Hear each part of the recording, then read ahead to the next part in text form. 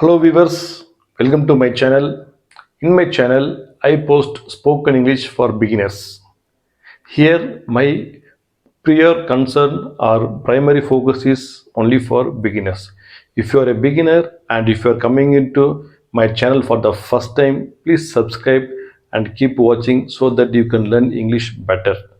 If you go to my playlist, I have posted videos from articles and till tenses, like articles, subjects, verbs, prepositions, and tenses. So this is the way a beginner can start, or there he has to start and learn step by step so that they can learn better and they can speak well and good.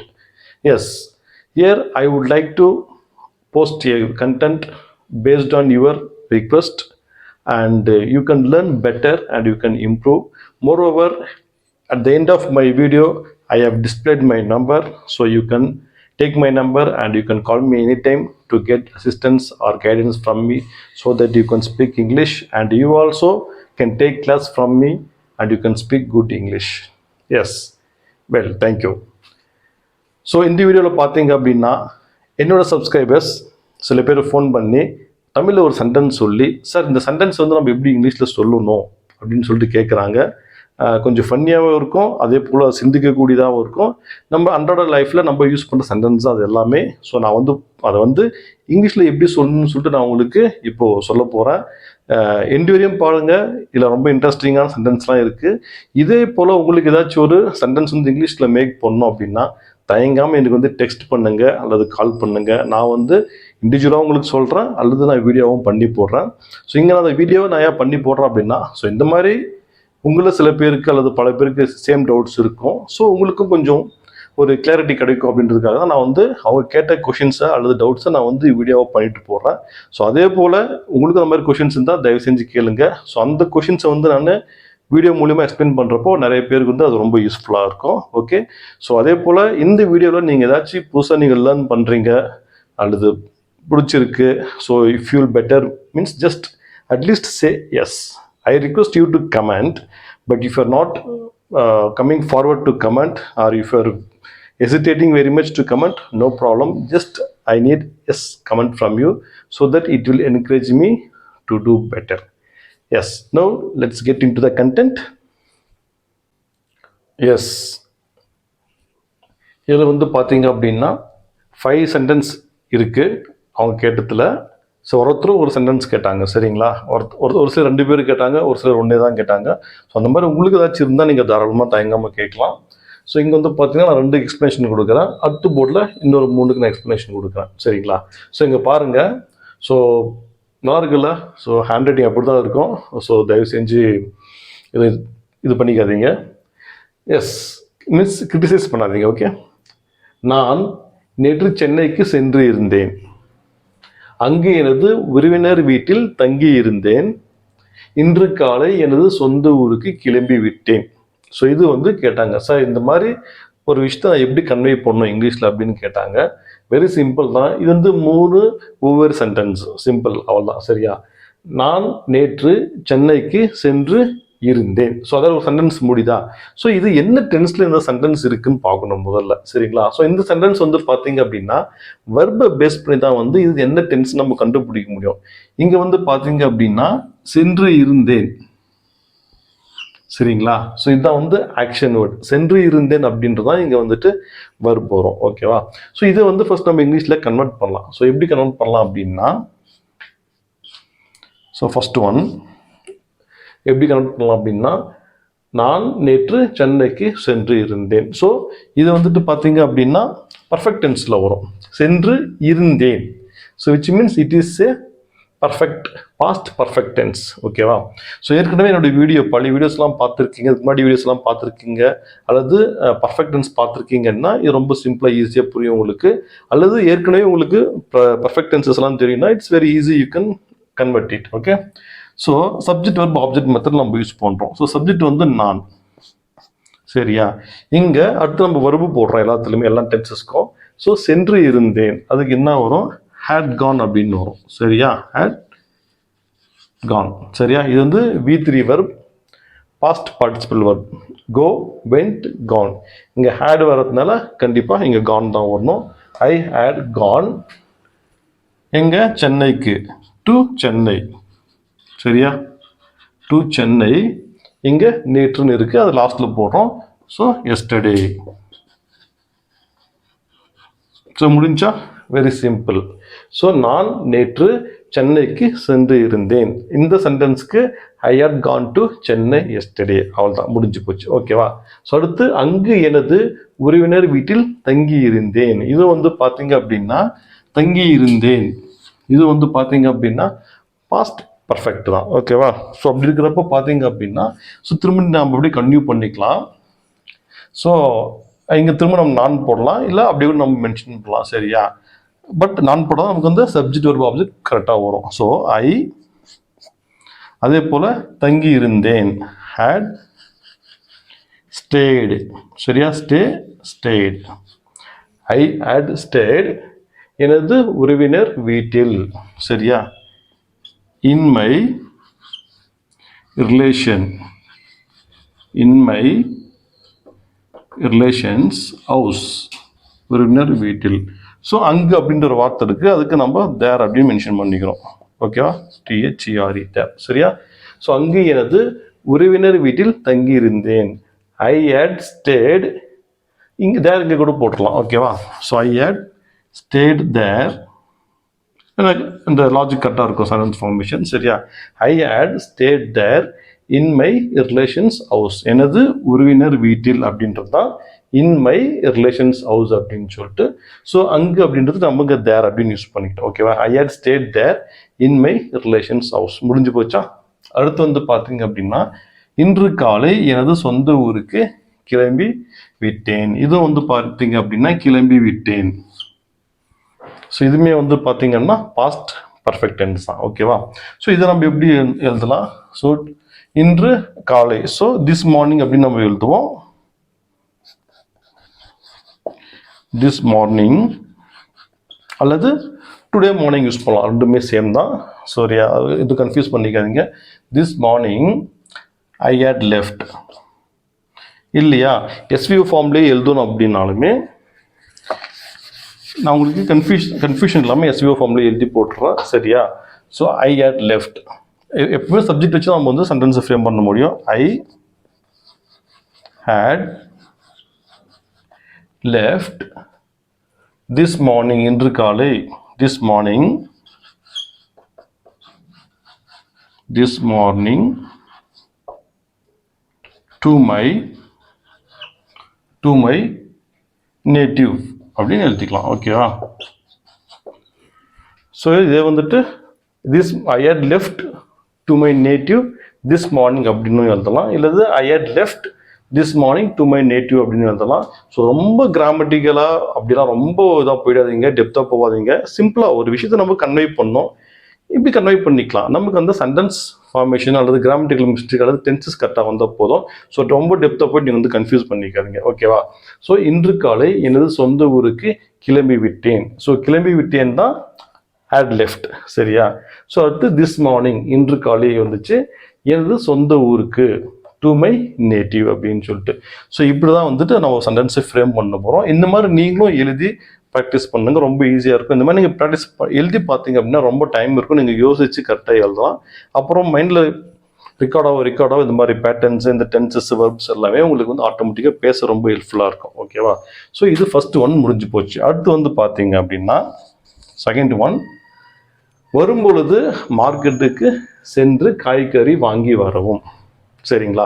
So இங்கே வந்துட்டு எங்கேயாச்சும் subject இருந்துச்சு நான் அப்படின்னு சொன்னோம், இங்கே subject எல்லாம் எதுவுமே இல்லை. பட் சப்ஜெக்ட் போடாமல் நாம் வந்துட்டு சென்டென்ஸ் ஃப்ரேம் பண்ண முடியாது. நாம் வந்துட்டு யாருக்கு சொல்லுவோம், ஆப்போசிட் பர்சன், செகண்ட் பர்சன் தான் நம்ம சொல்லுவோம். ஸோ நம்ம யூன்னு சொல்லலாம். ஸோ யூன்னு சொல்லி நம்ம இந்த சென்டென்ஸ் ஃப்ரேம் பண்ண முடியுமான்னு பார்க்கலாம், அல்லது யூ போடாமல் கூட ஃப்ரேம் பண்ணலாம். ஜஸ்ட் நம்ம பேச்சு வழக்கில் சொல்கிற வார்த்தைகள் தான், இது வேற ஒன்றுமே கிடையாது. ஸோ பார்ப்போம். சரியா. வரும்பொழுது, வரும்பொழுது means while coming, while coming.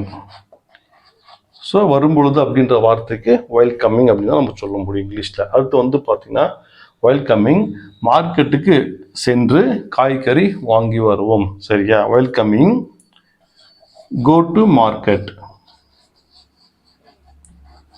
while coming go to market, மார்க்கெட்டுக்கு சென்று. So go to market. ஓகேவா? go to market காய்கறி வாங்கி வரவும். So buy vegetables. சரியா? buy காய்கறிகள் அப்படின்னு வச்சுக்கலாம். buy vegetables and come வாங்கி வரவும், and come buy vegetables and come அப்படின்னு சொல்லுவோம். சரியா?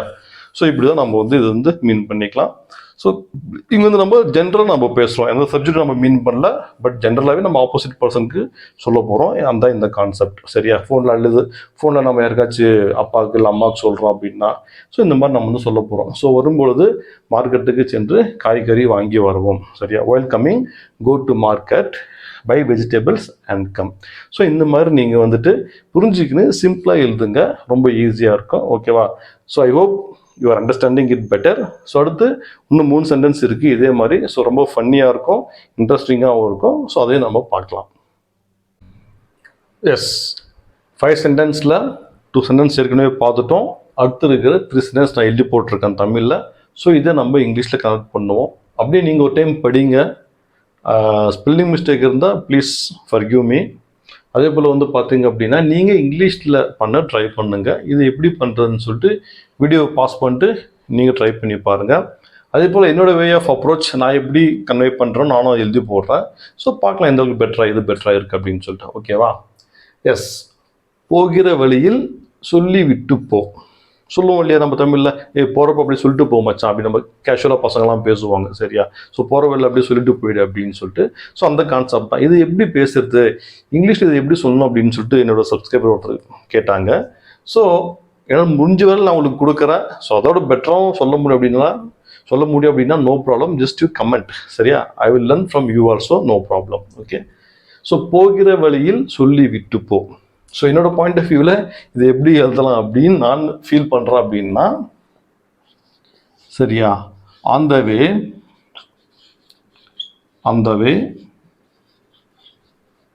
Just tell and go. On the way just tell and go, அல்லது tell and go on the way எப்படினாலும் சொல்லலாம். இங்கே நான் எக்ஸ்ட்ரா ஆட் பண்ணிக்கிறேன். அப்படியே போகிற வழியில் சொல்லிட்டு போ அப்படின்னு நம்ம சொல்கிறோம் இல்லையா? ஸோ அதான். ஸோ அப்படியே போகிற வழியில் சொல்லிட்டு போ, அதில் போகிற வழியில் அப்படியே கொஞ்சம் சொல்லிட்டு போயிட்டு நம்ம சொல்லுவோம் இல்லையா? ஸோ அதுதான் இது. ஸோ அந்த வே ஜஸ்ட் டெல் அண்ட் கோ அப்படின்னு சொல்லிட்டு அவங்க இவ்வளோ தான் கேட்டாங்க. ஸோ இது வந்து ஒரு ஜஸ்ட் இன்பிட்வீன் இருக்கிற ஒரு சென்டென்ஸ் தான். நம்ம பேசிட்டே இருக்கிறப்போ, கான்வர்சேஷன் போயிட்டு இருக்கிறப்போ, நம்ம ஆப்போசிட் இருக்கிற பர்சன்கிட்ட இன்பிட்டில் வர கான்வர்சேஷன் இப்படி இருக்கிறதுனால நம்ம இப்படி தான் எழுத முடியும்.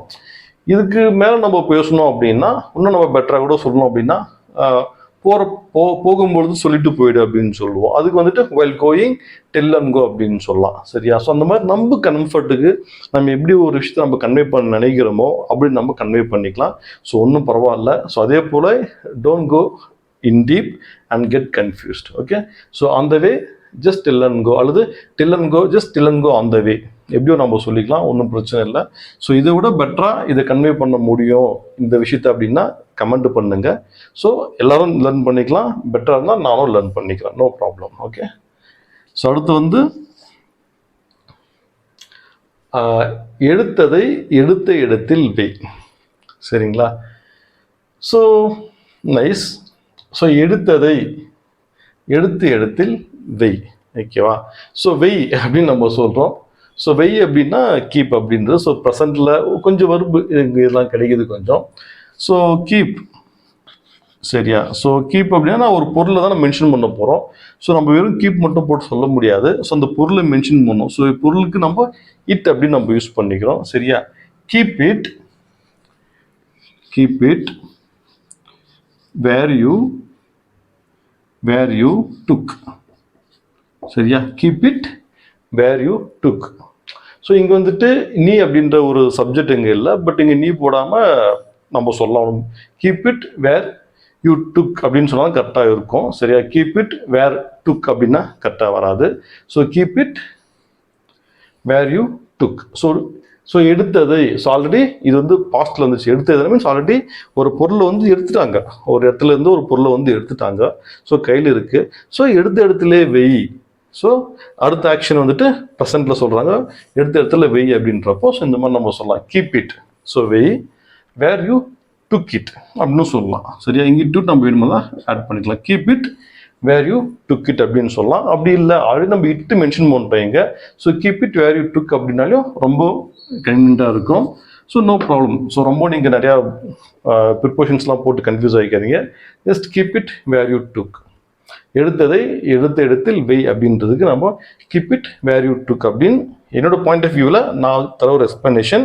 If you know better please comment, let me also learn, let everyone learn, no problem. Okay, so and the final one and very interesting one, வானத்தை அண்ணாந்து பார். சரியா, so how you will convert or convey this in English? வானத்தை அண்ணாந்து பார்.